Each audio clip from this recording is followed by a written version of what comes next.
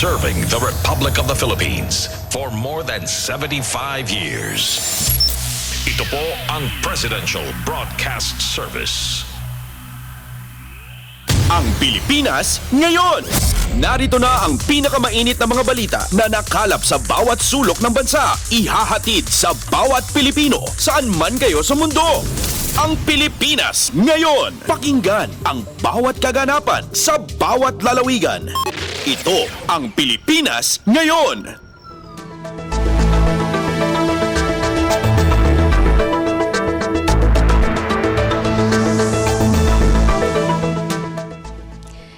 Magandang araw sa ating mga tagapakinig. Welcome po muli sa ating programang Ang Pilipinas Ngayon.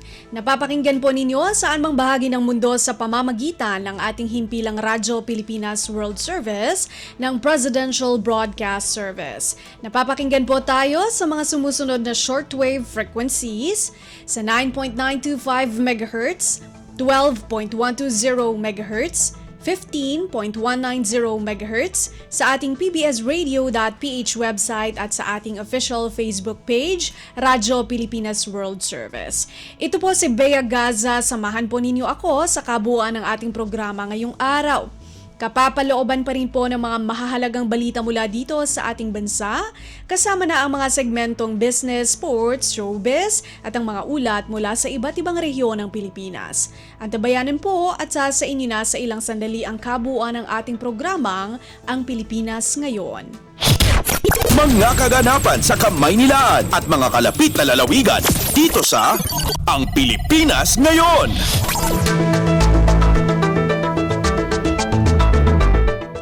Sa ating mga balita, pinangunahan ni Pangulong Ferdinand R. Marcos Jr. ang pagpapasinaya sa Poblasyon Water Treatment Plant o WTP sa Barangay Poblasyon, Muntinlupa City.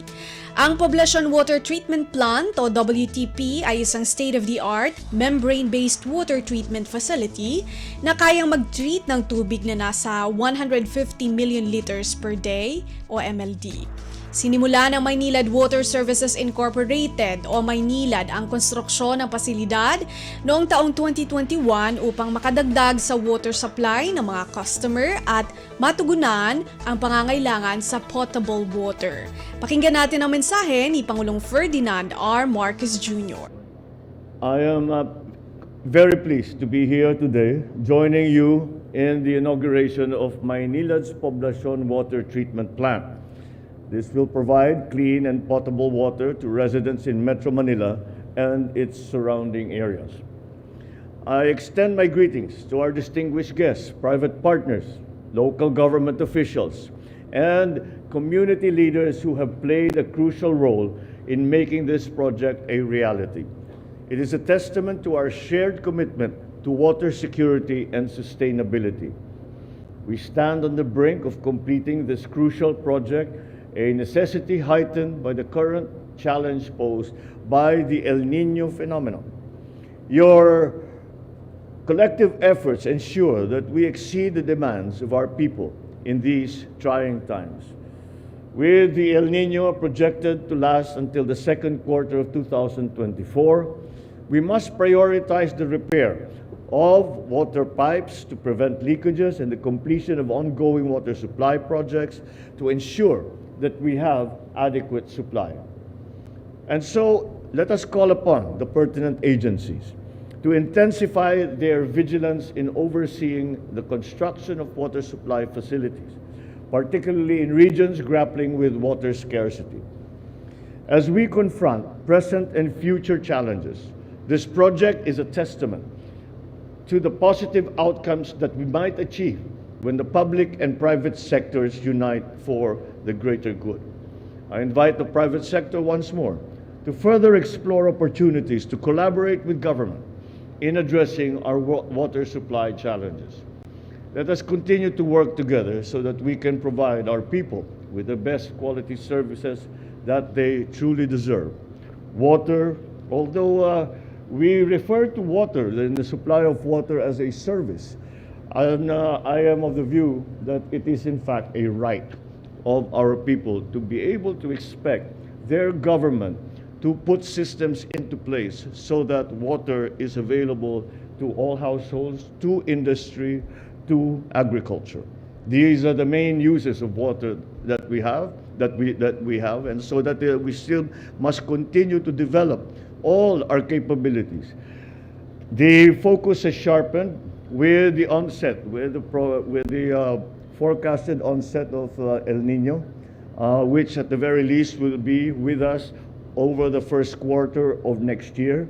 And unfortunately, the latest forecasts show that there is a distinct possibility that it will last until the second quarter of next year. And therefore, we must prepare.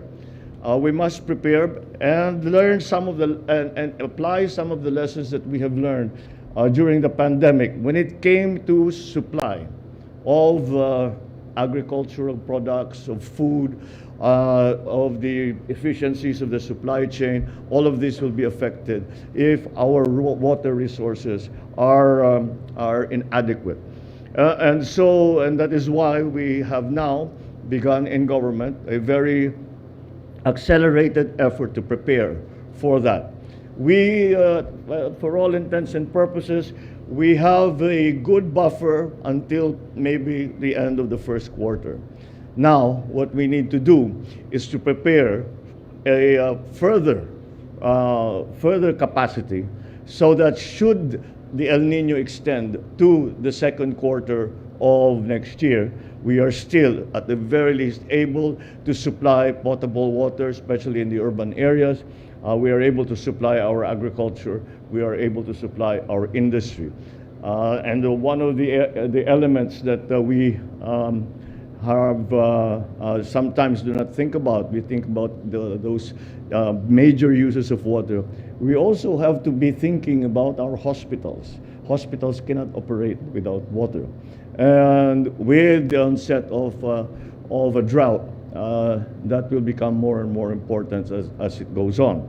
And so these are the issues that are confronting us now. But with projects such as these and the further following projects, I was looking at the brief. There is another one here in Mandaluyong, and I think there's 3 more in Cavite. And that is all to the good. And we have to get those facilities built and operating so that we can consider ourselves at least minimally ready for the arrival of the drought that will be coming next year. Now, I do not mean to frighten anyone off, but it is a serious problem. But we are familiar with the capabilities of both private sector and public sector. Put us together, and there's much that we can do. And let us do that so that we have done our duty to the people and continue to provide, as I said, what I consider their right to availability of clean, fresh water. Sa bagong Pilipinas na sinisikap natin na itaguyod ngayon, hiling ko ang pagkikilahok ng bawat isa upang mapatibay ang ating mga infrastruktura at mapabuti ang kalagayan ng ating mga mamamayan. Maraming salamat sa inyong lahat. Maraming salamat sa inyong ginagawa at sa tulong ninyo para sa taong bayan. Mabuhay ang bagong Pilipinas. Magandang umaga sa inyong lahat at Merry Christmas and Happy New Year. Si Pangulong Ferdinand R. Marcos Jr. Pasada ng mga balita mula sa Pilipinas para sa mga Pilipino saan man sa mundo. Ang Pilipinas ngayon. Miyembro na ang Pilipinas sa Loss and Damage Fund Board. Ibinalita ni Pangulong Ferdinand R. Marcos Jr. na nakukuha ng membership ang Pilipinas o nakakuha ng membership ang Pilipinas sa Loss and Damage Fund Board para sa taong 2024 at 2025. Ayon kay Pangulong Marcos, dahil dito magkakaroon na ng boses ang Pilipinas sa lahat ng pamahalaan o sa lahat ng pamamahala sa pondo na layong labanan ang climate change. I think that this is a good development, and we'll keep working to make sure that the Philippines has a very strong voice when it comes to all the issues of climate change, of which we are very severely affected. Si Pangulong Ferdinand R. Marcos Jr. Kumpleto, detalyadong balitaan, di papahuli sa mahahalagang kaganapan. Kamustahin ang inang bayan, ang Pilipinas ngayon.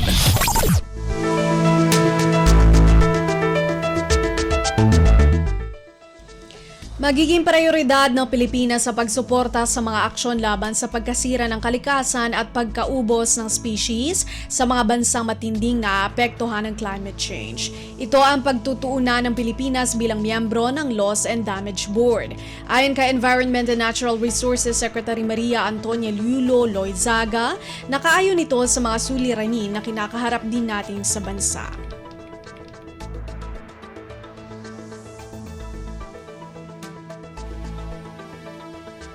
We are representatives here of the climate vulnerable. Ano po? So we need to understand their particular situations. Again, loss of land area, total destruction of biodiversity, and of course the ecosystems that support them. These are species loss, for example, threat of extinction.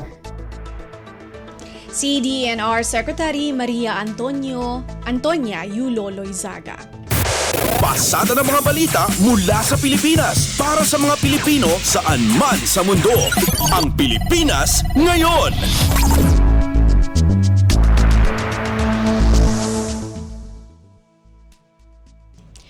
Maganda ang naipakita ng ekonomiya sa taong 2023. Tumaas ang Gross Domestic Product ng Pilipinas sa unang tatlong quarter ng 2023 sa 5.5%.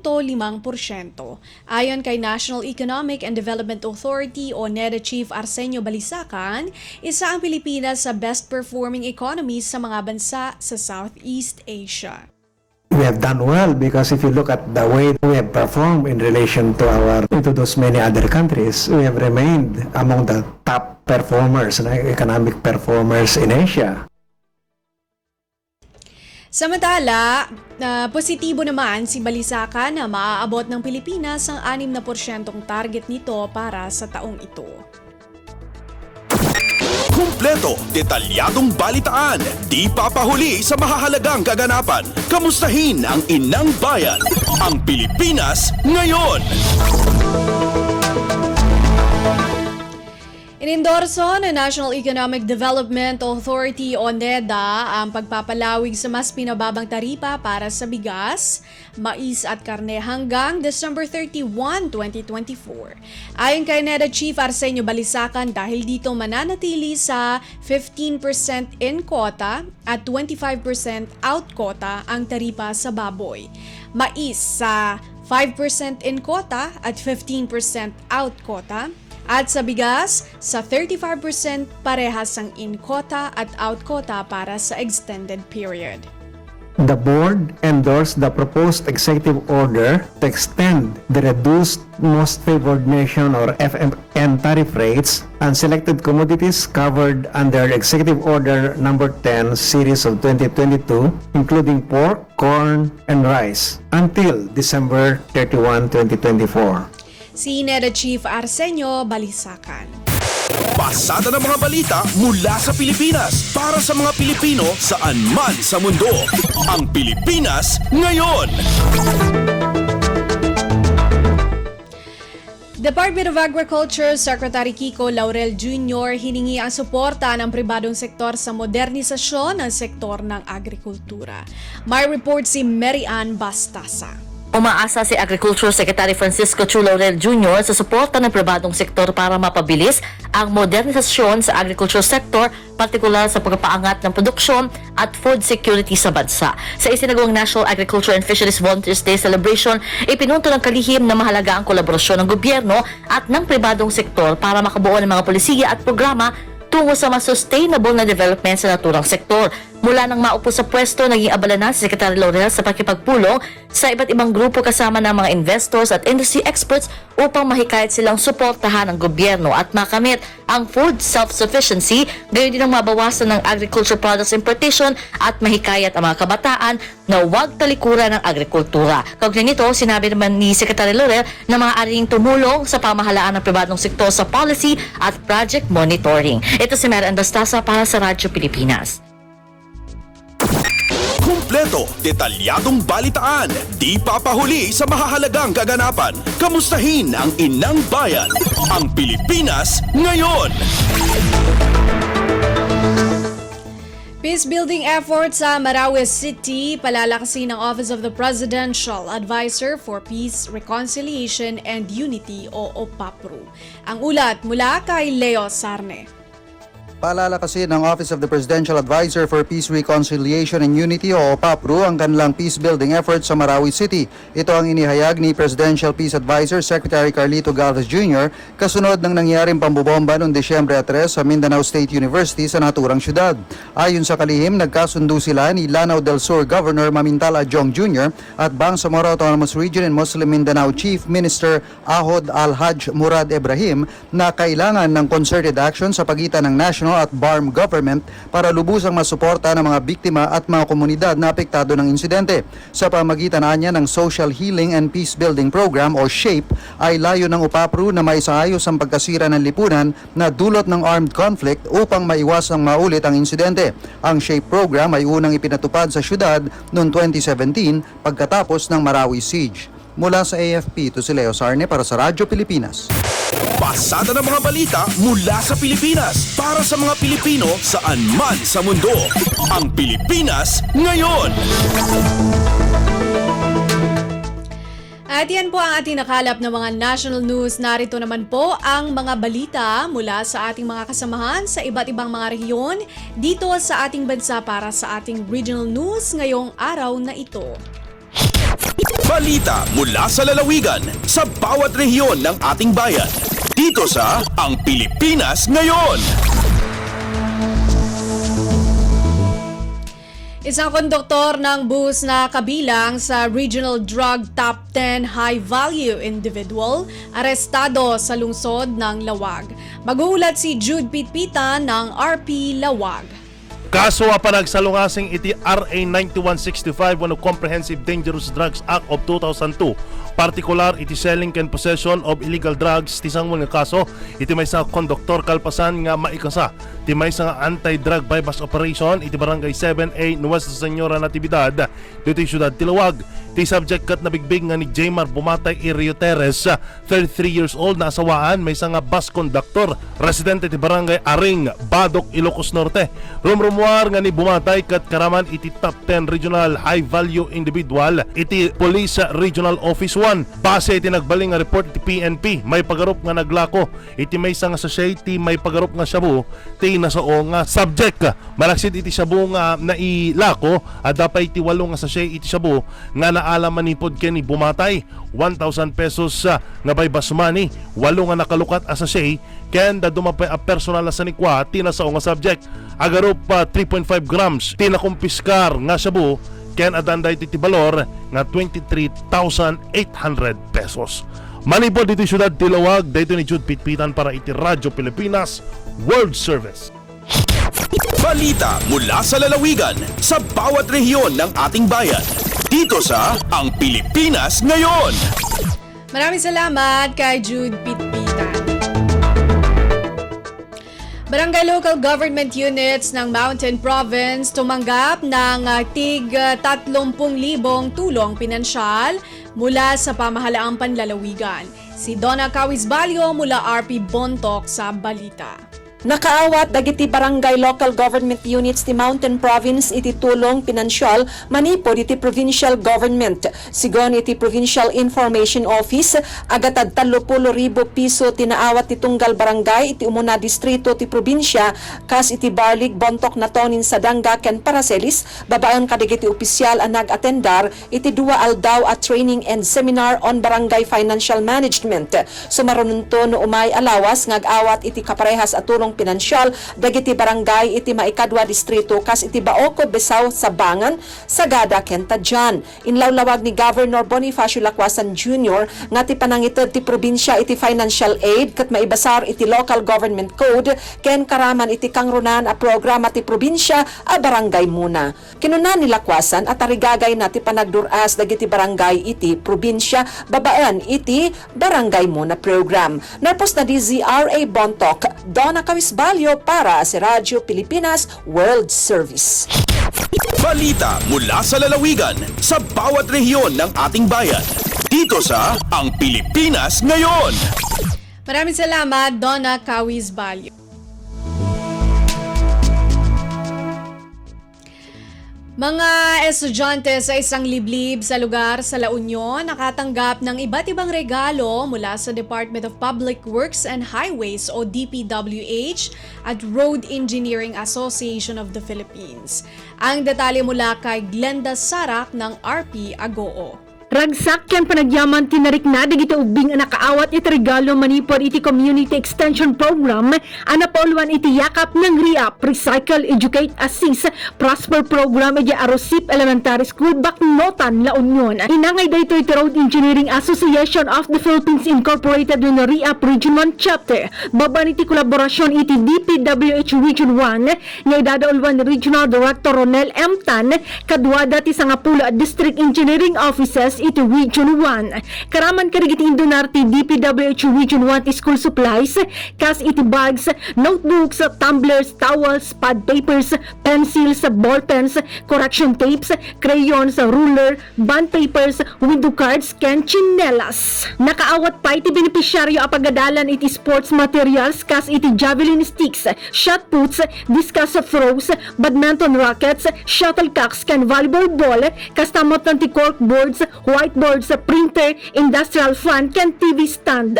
Kumpiyansa ti DPWH ken ti REAP Region 1 Chapter adakkel at tulong kariti 62 nga estudyante ti Arosip Elementary School dagiti na ipaay arigalo. Manipod RP Ago, Glenda Bakungan Sarak para iti Radyo Pilipinas World Service.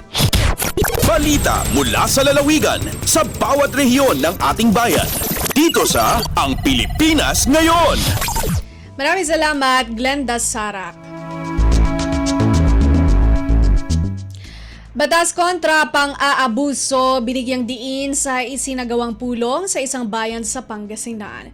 Magbabalita si Sara Kayabyab ng RP Dagupan. Dinauloan ng Municipal Social Welfare and Development Office sa Balaya Bayambang, Luyag, Pangasinan so sa kaya meeting akawangyaan pian na paidanet so karapatan na balang sinansakay laot la irebibiitan ugugaw kabyangan at ginawan orientation so impangidalat-dat at say anti-violence against women and children nakawangyaan to napakasil so sari abilidad na sari miyembro na Local Council for the Protection of Children and Local Council on the Anti-Trafficking and Violence Against Women and Their Children. Indanet at say na aktibidad ya sumlang adlay so panag-abuso at sari asawa o anak. Kasabay to niya so sa kaya lecture dinauluan ng OIC Provincial Prosecutor Emmanuel Estrada La Forteza na inarin paliwawa to say lay unong ed say panprotekta para ed kanupugan na sari ugugaw tan BBE untan met ed Expanded Anti-Trafficking in Persons Act of 2012. Balagso na itulong to niya para ed say kakabata na bawat miyembro na komite anayari tan usaran ed say pangisagapa kaso busol ed say pan-aabuso. Malalapod Dagupan City, siya si Sara Kayabyab para Radyo Pilipinas World Service. Balita mula sa lalawigan sa bawat rehiyon ng ating bayan. Dito sa Ang Pilipinas Ngayon. Maraming salamat, Sara Kayabyab. Samantala, 60 pamilya sa Mataas na Kahoy, Batangas nagtapos sa pagiging miyembro ng 4Ps. Balita mula kay Mara Grezula ng RP Lucena. Nagtapos sa pagiging miyembro ng Pantawid Pamilyang Pilipino Program o 4Ps ang 60 pamilya sa Mataas na Kahoy, Batangas. Ayon sa pabatid ng DSWD Calabarzon, sa isinagawang Pugay Tagumpay graduation ceremony kamakailan ay inendorso ng DSWD sa pamamagitan ng 4Ps Municipal Action Team ang mga benepisyaryo sa lokal na pamahalaan ng Mataas na Kahoy para sa kaukulang aftercare support services. Tiniyak naman ni Mayor Janet Ilagan sa mga nagtapos sa 4Ps na sila ay ipaprioridad sa mga serbisyo at programa ng LGU upang tulungan silang lalong mapaunlad ang pamumuhay. Inaprubahan at ipinatutupad ng LGU ang Municipal Ordinance No. 224 Series of 2021 na naglalaman ng mga programa at serbisyong ibinibigay sa 4Ps graduates sa bayan. Sa implementasyon ng 4Ps, patuloy na nakikipag-ugnayan ng DSWD sa mga LGU at iba pang stakeholders para sa aftercare support services ng 4Ps graduates. Mula sa RP Lucena, ito si Mara Grisula para sa Radyo Pilipinas World Service. Balita mula sa lalawigan sa bawat rehiyon ng ating bayan. Dito sa Ang Pilipinas Ngayon. Maraming salamat, Mara Grisula.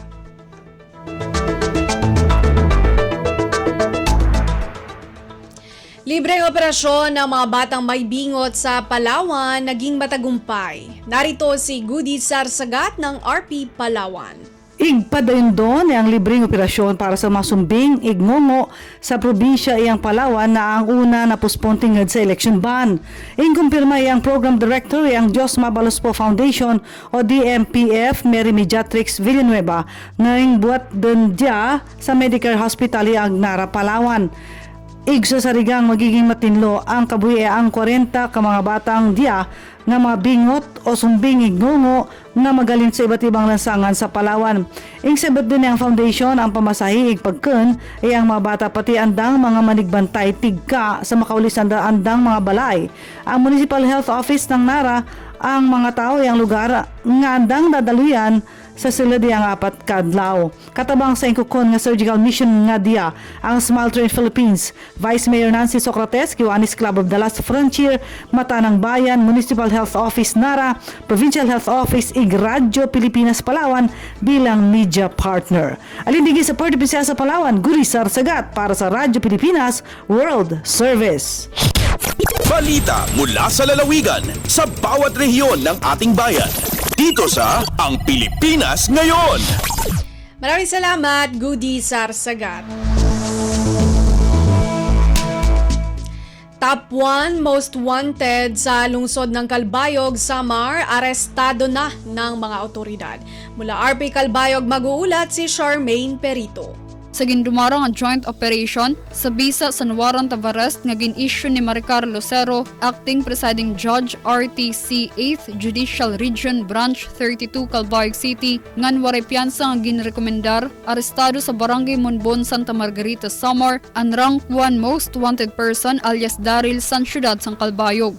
Siya naman ang gindara sa Calbayog City Police Station para sa dokumentasyon ug proper disposition antes turned over sa Court of Origin. Ang pag-aresto sa suspect in sa burublig sa mga personahe sa 1st Samar Provincial Mobile Force Company Lead Unit sa pagpamuno ni Force Commander Police Lieutenant Colonel Seth Mark Alob ug sa suporta sa Santa Margarita Municipal Police Station sa pagpamuno ni OIC Police Lieutenant Elbes Tapping ug sa 804th Maneuver Company RMFB 8 sa pagpamuno ni Patrol Officer Marlon Asibuche. Gintagan doon naman ni Police Lieutenant Colonel Alob nga ang burublig nga paningkamot sa law enforcement units ing kinahanglan nga padison sing kooperasyon sang komunidad para maabot sa PNP ang ira misyon. Balita tikang sa Radyo Pilipinas Calbayog, Charmaine Perito para sa Radyo Pilipinas World Service. Balita mula sa lalawigan sa bawat rehiyon ng ating bayan. Dito sa Ang Pilipinas Ngayon. Maraming salamat, Charmaine Perito. Department of Foreign Affairs nag-sponsor ng protocol training para sa mga empleyado ng City Hall sa Cagayan de Oro City. Narito si Ryan Carbon.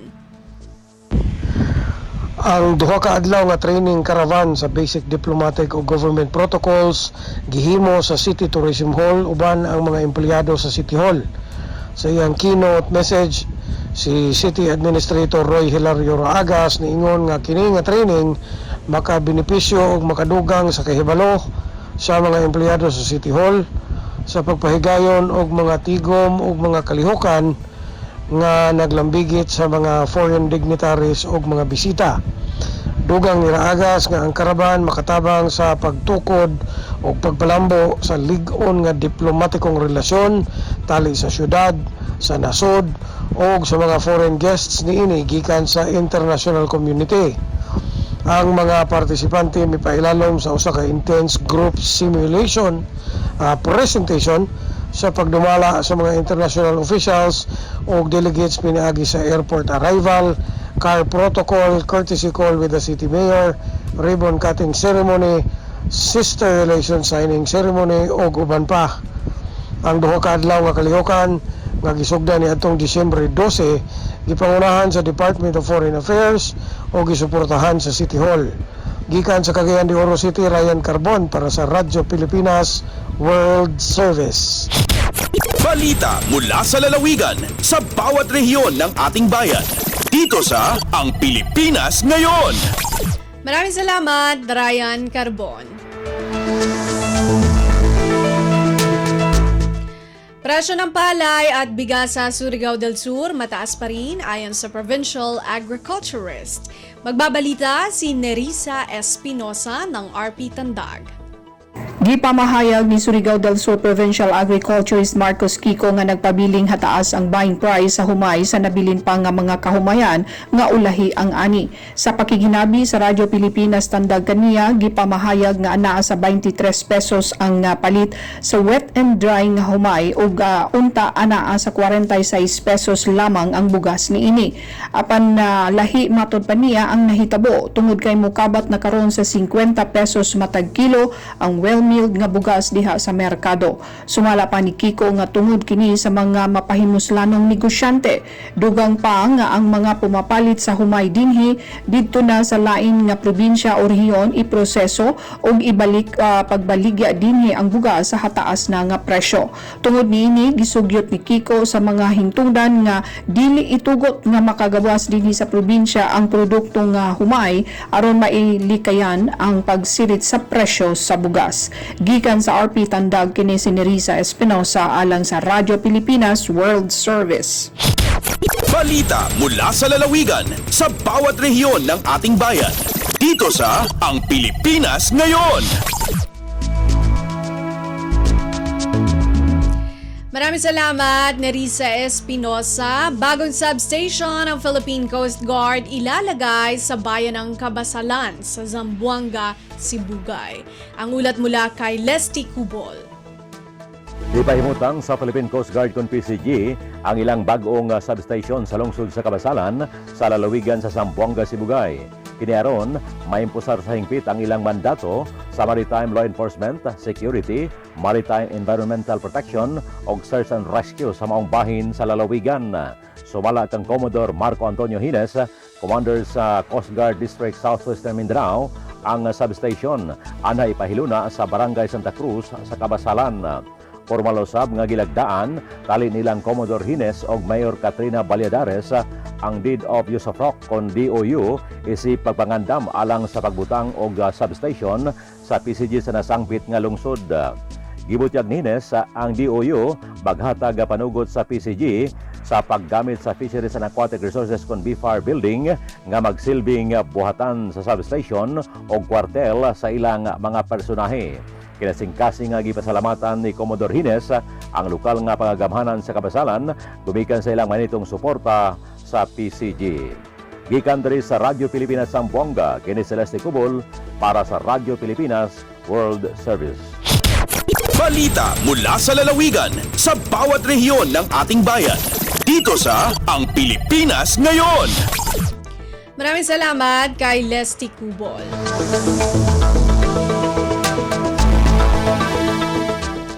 Resumption sa biyahe ng ilang barko makatutulong sa bulto ng mga biyahero ngayong holiday season. Ang ulat mula kay Eloisa Mohamad ng RP Holo. Yugon makaramgam in mga pasahero magtutulak-tulak kapag balik sa biyahe sinabuk pa sa Montenegro Shipping Lines. Amon na hundungin biyahe sa Limabayhan kapituyaon na puwas liyaway hapag dayaw. Habang tayo Normina Wallace, Port Manager sin Bangsamoro Port Management Authority at BPMA Hulo, nagbalik na sin Alwa in biyahe sin MV Maria Matilde sa tay kabalik day sab na in biyahe adlaw sin MV Maria Rebecca sa kahawahamis Iban Sabtu. Malago tabang iniagi hiwalas awla na habiyang peak season. Misang pamanbiya sin Doom sa lasa ayaw malukay piyatula kinabuklatod kapal sin Alicer Shipping Line dasin panus sin pasahero.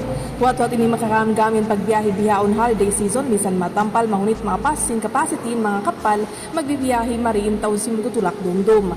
Yung pikilan pa sin Port Manager pa mga sila magbibiyahe insay plano hunin pagtulak damikyan kumawa tiket hangan nila.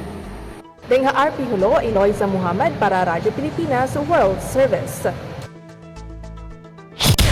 Balita mula sa lalawigan sa bawat rehiyon ng ating bayan. Dito sa Ang Pilipinas Ngayon. Maraming salamat kay Eloisa Muhammad.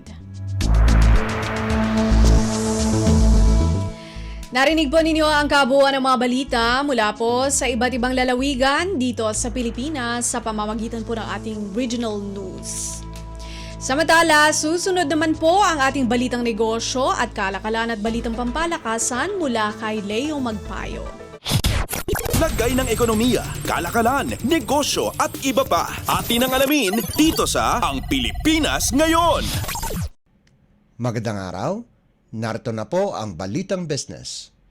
Pinatili ng Asian Development Bank o ADB ang kanilang growth forecast para sa Pilipinas ngayong taon at sa taong 2024 dahil sa inaasahang patuloy na matatag na demanda sa lokal na produkto at serbisyo.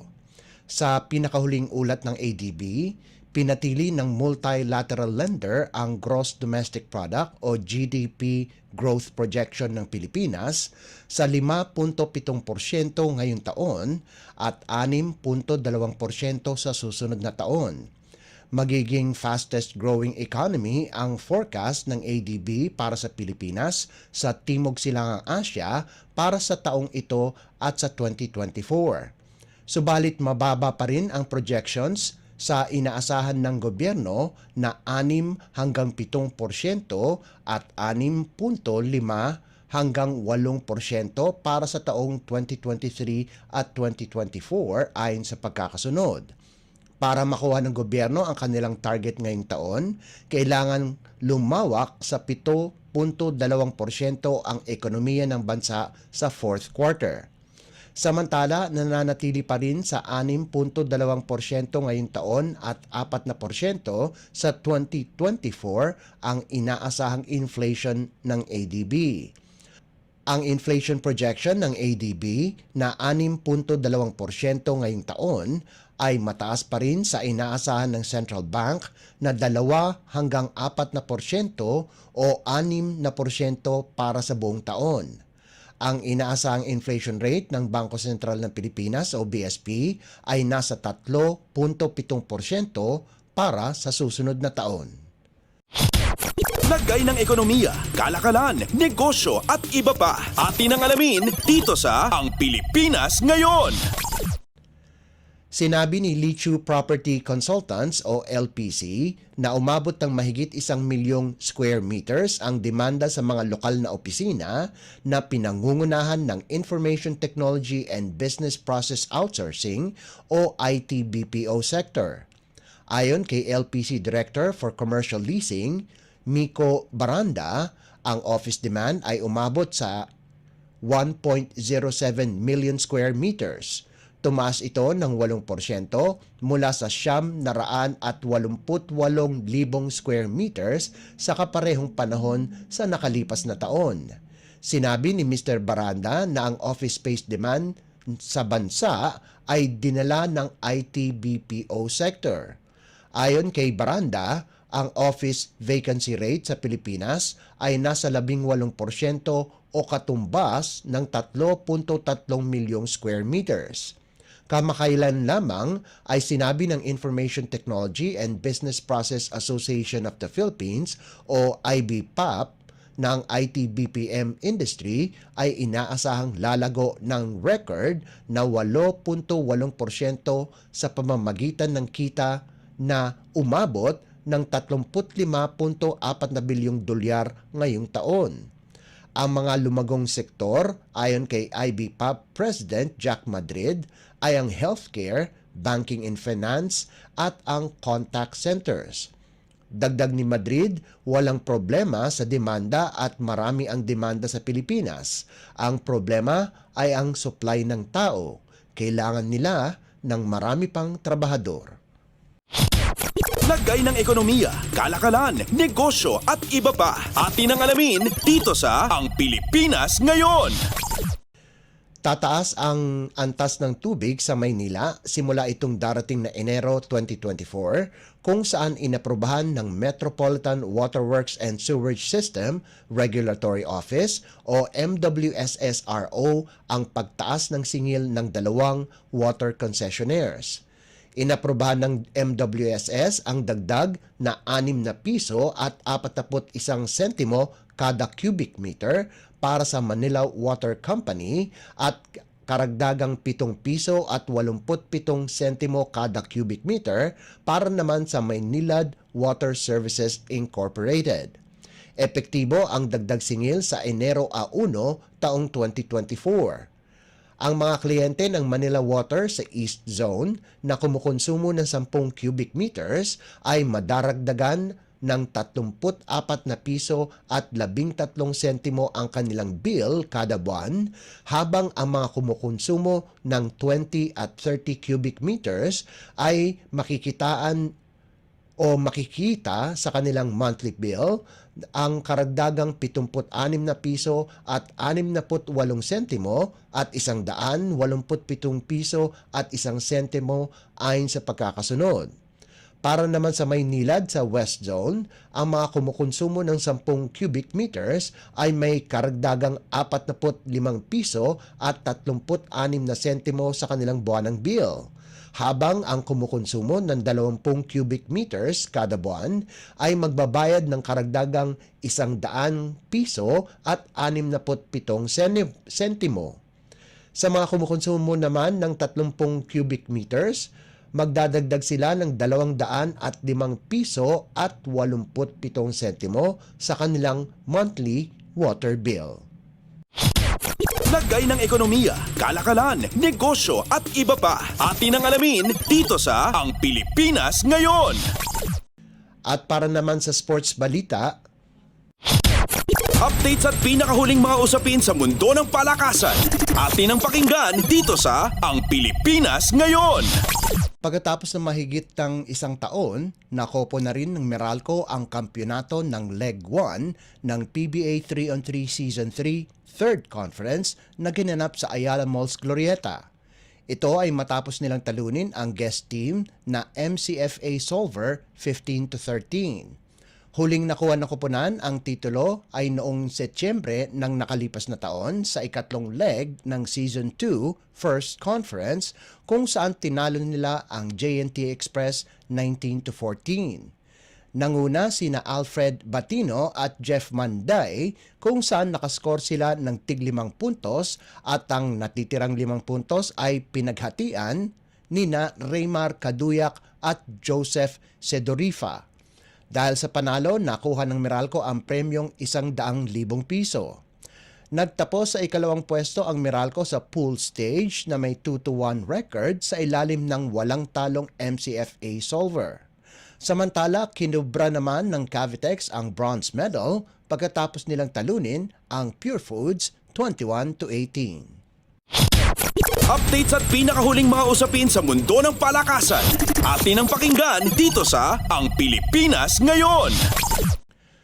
Iginawad ng Philippine Olympic Committee o POC ang kabuang 10.6 na milyong pisong pabuya sa mga Filipino athletes na nakuha ng medalya sa Asian Games na ginanap sa Hangzhou, China. Inabot ng POC ang mga cash bonuses sa kanilang General Assembly na ginanap sa East Ocean Palace Restaurant sa Parañaque City. Nakakuha ang Pilipinas ng 4 na gintong medalya, kasama na ang 2 silver at 12 bronze medals sa quadrennial tournament.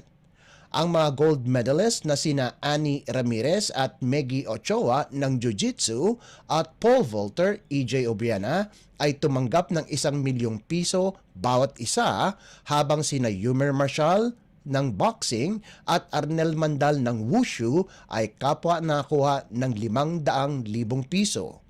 Ang lahat ng miyembro ng Gilas Pilipinas na nakakuha din ng gintong medalya ay nakatanggap ng tig 200,000 piso, habang sina Patrick King Perez ng Pomsey, Patrick Koo ng cycling, Sakura Alforte ng karate, Kayla Napolis ng jiu-jitsu, Erlene Ann Ando sa weightlifting at Jones Insu ng wushu, pati na rin sina Gideon Padua at Clemente Tabugara ng wushu ay nabigyan ng tig 300,000 piso dahil sa nakuha nilang bronze medal. Si tennis star Alex Ayala ay tumanggap ng kabuang 600,000 piso, 450,000 piso sa women's singles tennis event at 150,000 piso sa mixed doubles kasama si Francis Casey Alcantara. Sina Jason Huerte, Ray J. Ortauste, Vince Torno, Mark Joseph Gonzalez, Roncited Gabarieron ng sepak takraw at Jom Larry Rafael ay nakatanggap ng 200,000 piso bawat isa para sa 2 bronze medal sa men's quadrant at regu ng sepak takraw. Updates at pinakahuling mga usapin sa mundo ng palakasan. Atin ang pakinggan dito sa Ang Pilipinas Ngayon. Tinapos na din ng Converge ang kanilang 6 na sunod-sunod na kamalasan sa pamamagitan ng panalo laban sa Terra Firma sa overtime 103-94 sa pagpapatuloy ng PBA Commissioner's Cup na ginanap sa PhilSports Arena sa Pasig City. Naging 1-6 ang record ng Fiber Xers habang bumagsak sa 2-5 ang kartada ng Jeep. Pinamunuan naman ni Import Jamil Wilson ang Converge sa nagawa nitong 32 puntos, 10 rebounds at 5 assists, habang nakakuha siya ng tulong kay Deshaun Winston na nakapag-ambag ng 17 puntos at 6 na rebounds. Hindi naman nagpahuli si Justin Arana na nakalikom ng 14 puntos, 8 boards at 1 assist. Sa panig ng Terra Firma, nasayang ang nakubra ni Wami Chongson na nakagawa ng 28 puntos, 5 rebounds at 1 assist. Maging ang 14 na puntos ng top pick ng Terra Firma sa PBA draft na si Stephen Holt, pati na rin ang 13 puntos ni Javi Gomez de Leano at ang 12 puntos ni Import Thomas Detey. Susunod na mga kalaban ng Converge ang Meralco Bolts sa Disyembre 17 na gaganapin sa Inari Sports Complex sa Antipolo City, at makakatapat naman ng Terra Firma ang wala pang talong Magnolia Chicken Templados Hot Shots sa Disyembre 20 na gaganapin naman sa Smart Araneta Coliseum. Updates at pinakahuling mga usapin sa mundo ng palakasan. Atin ang pakinggan dito sa Ang Pilipinas Ngayon. At yan ang pinakahuling balita sa larangan ng palakasan. Para sa Radyo Pilipinas World Service, ito po si Leo Magpayo. Magandang araw. Updates at pinakahuling mga usapin sa mundo ng palakasan. Atin ang pakinggan dito sa Ang Pilipinas Ngayon.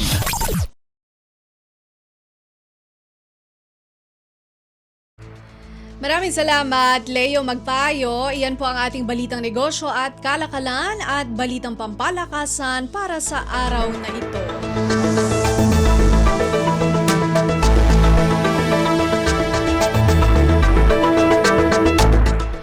Ngayon naman, dumako tayo sa showbiz balita. Alamin natin ang mga chismis mula sa mundo ng showbiz sa pamamagitan po ng ating kasamang si Mama JT.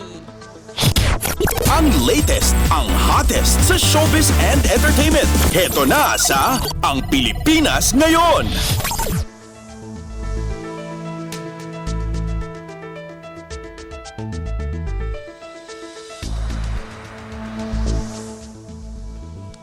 Hello! Magandang araw sa ating mga chismoso at chismosa na nag-aabang ng ating balitang artista. Nandito na si Mama JT para magatid ng mga trending na balita sa mundo ng showbiz. So ito na ang ratsyada ng mga chika. Ito halos hindi ka makapaniwala ang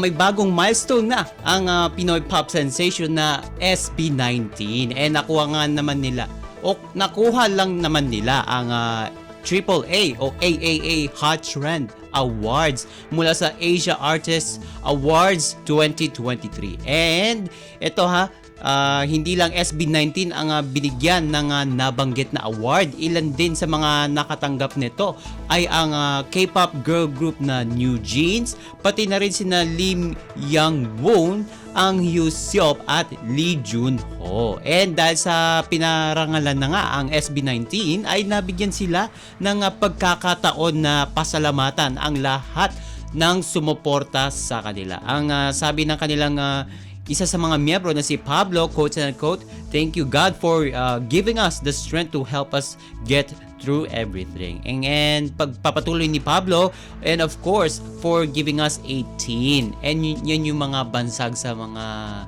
fans ng SB19. And also, we would like to thank our managers and our staff who's always behind us and doing all the dirty work, helping us to get through everything. We just really want to say we're proud of you, 18. Thank you so much. And sabi naman ng isa pa nilang member na si Josh, quote and quote, "This is our first time to be part of the Asia Artist Awards, and it's such a big milestone, not just for SB19, but for every Filipinos out there. And we can say that we made it and we're achieving our dreams. And thank you so much, especially to 18 and all of the people behind us." And sabi din naman ni Ken, quote and quote, "Thank you so much, we love you." And para sa mga hindi masyadong aware dyan, ang AAA o AAA ay isa sa mga biggest entertainment ceremony sa South Korea, kung saan kinikilala ang mga awit at aktor na may malaking impact sa music, film at television. And para sa iba, ang awarding event na ito ay katumbas ng pinagsamang Grammys at Oscars na tampok din ang iba't ibang performances. Ito ang kauna-unahang pagkakataon na mag-host ang Pilipinas ng nabanggit na event in collaboration ng iba't ibang mga entertainment at media groups. Ito speaking of Asia Artist Awards, and halos hindi makapaniwala ang kapamilya TV host and comedian na si Melay Cantiveros Francisco na isa siya sa mga nagwagi ng Best Actor Award sa nasabing award-giving body. And katatapos lang kasi ng prestiyosong event na ginanap nitong December 14 sa Philippine Arena sa Bulacan. And si Melay ang kaisa-isang Pinay na pinarangalan sa nasabing kategorya, kasama ang South Korean stars na sina Kim Sejong, Lee Dongwi at Lee Jun-hyuk. And sa acceptance speech ni Melay ay inihayag nito ang labis na kasiyahan kasama sa kauna-unahan niyang international award. Sabi pa ng Magandang Buhay host, maging siya ay nasurpresa sa natanggap niyang parangal. And sabi niya sa kanyang speech, quote and quote, "Magandang buhay to Korea. My name is Mela Cantiveros from the Philippines. Sowa Soyo." And ito pa to the if question why I have an award, don't worry, I question too. And I just received award all of my life from my mother and father every time they're angry to me. Diba? And tonight my heart is very the best, and I think it's because God moves in mysterious ways. And nagtrend nga yung part na nagsabi siya ng Kwan, 'di ba? Parang hindi siya pinag-isipan niya kung ano yung sasabihin niya doon, at napasabi na lang siya ng the best. And isa-isa din pinasalamatan ni Melay ang mga kasamahan niya sa likod ng kanyang latest action comedy film na Ma'am Chief Shakedown in Seoul. And message ni Melay, quote and quote, "It is because of the Pop Studios, my Pop Live World Pop Studios family, to my director of Ma'am Chief, Madam Kring Kim and Sir Jimmy Kim, and to my producer that I cannot believe what the food that they eat, why they choose me." And ito nga, sa dami nga ng pinasalamatan ni Melay, o ni Ma'am Melay ay na-overwhelm nga siya. And inialay ni Melay ang kanyang bagong milestone sa kanyang pamilya sa pangunguna ng kanyang asawa na si Jason Francisco, dalawang anak niya na sina Mela at Stella, maging sa mga malalapit nitong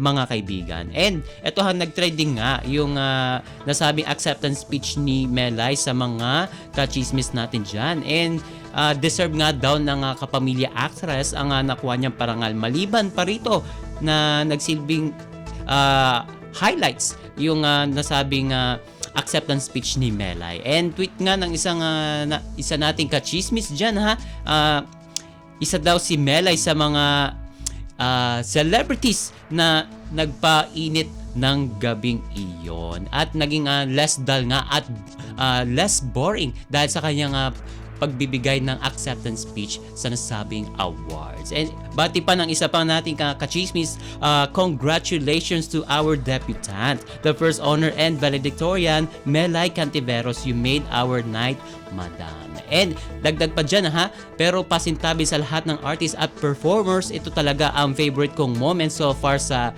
hashtag AAA 2023. Melay number 1. And OMG, wala na tayong oras para sa ating balitang artista. Maraming salamat mga kachismis sa pakikinig sa aking mga chika for today. Ako po si Mama JT para sa Radyo Pilipinas World Service. Ang latest, ang hottest sa showbiz and entertainment. Heto na sa Ang Pilipinas Ngayon.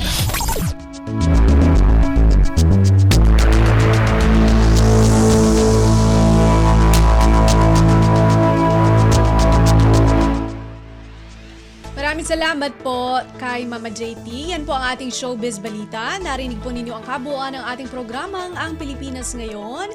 Maraming salamat sa ating mga nakasama sa technical side, gina Milo Jonella, Susan Aizon at Anthony Pimentel. Maraming salamat din sa ating executive producer Steph Vicente, Jerome Toledo, sa mga nag-uulat mula sa iba't ibang lalawigan ng ating bansa para sa ating regional news.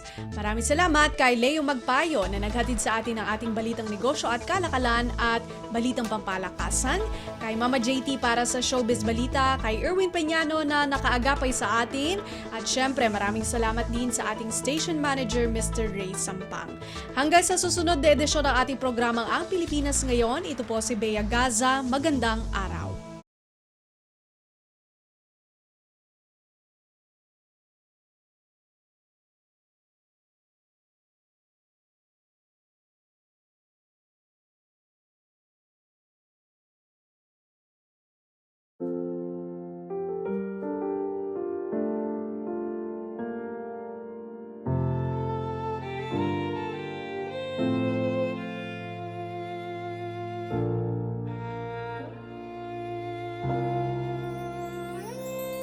Ang tanging may pamamaan ako'y edukasyong Pilipino, tinuturong galing at talino para maabot ang pangarap mo.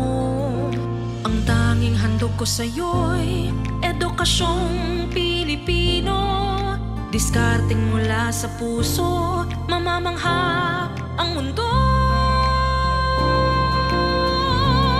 Matatag na mga guro, matatag sa mga pagsubok, matatag na mga mag-aaral, matatag na talino'y umiiral. Hinaharap ang hirap, walang takot sumugod, humahanap ng solusyon, ipaglaban ang edukasyon.